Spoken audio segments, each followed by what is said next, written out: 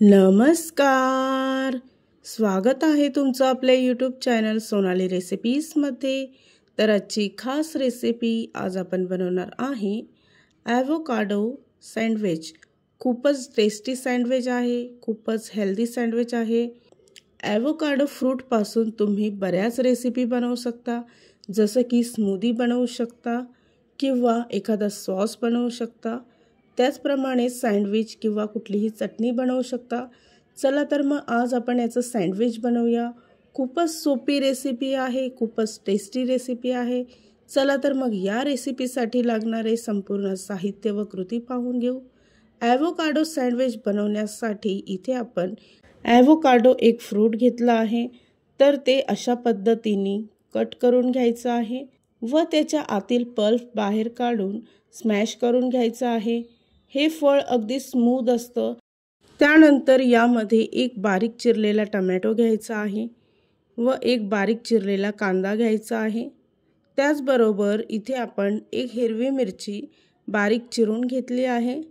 त्याचबरोबर अर्धा छोटा चमचा गरम मसाला घेतला आहे व अर्धा छोटा चमचा मीठ घेऊन सर्व मिश्रण व्यवस्थित मिक्स करून घ्यायचं आहे। सँडविचसाठी लागणारं स्टफिंग इथे तयार झालं आहे, तर आपण याचं आता सँडविच बनवायला सुरुवात करूया। सँडविच बनवण्यासाठी इथे मी ब्रेड घेतले आहे, तर ब्रेडच्या वरच्या बाजूला बटर लावून घ्यायचं आहे। त्यानंतर तयार केलेलं स्टफिंग त्यावर संपूर्ण बाजूने व्यवस्थित पसरवून घ्यायचं आहे।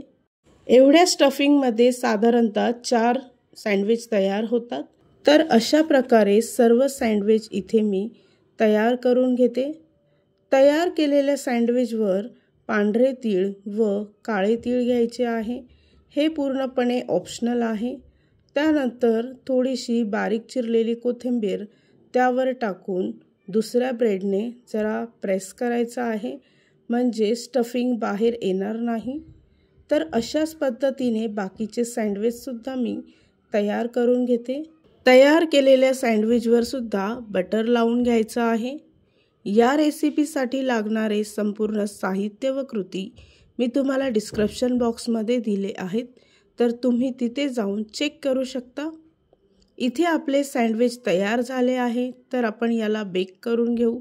त्यासाठी इथे एक पॅन घेतला आहे व गॅसचा फ्लेम हा मध्यम आचेवर ठेवून तयार केलेले सँडविच एका बाजूने 1.5 ते 2 मिनिटासाठी बेक करून घ्यायचे आहे किंवा गरम करून घ्यायचे आहे व दुसऱ्या बाजूने सुद्धा 2 मिनिटासाठी सँडविच बेक करून घ्यायचे आहे। तर अशा पद्धतीने इथे आपले ॲव्होकाडो सँडविच तयार झाले आहे। ही खूपच सोपी रेसिपी आहे, खूपच हेल्दी रेसिपी आहे। ही रेसिपी तुम्ही नक्की ट्राय करून बघा। आणि जर का तुम्हाला हा आजचा व्हिडिओ आवडला असेल तर प्लीज लाईक, शेअर आणि कमेंट करा। चॅनलवर नवीन असाल तर सबस्क्राईब करा। सबस्क्राईब केल्यामुळे काय होईल, जेव्हा मी रेसिपीचा नवीन व्हिडिओ अपलोड करेल तर त्याचं नोटिफिकेशन तुमच्या मोबाईलवर येईल। आणि पुन्हा भेटूया आपण अशीच एक रेसिपी घेऊन।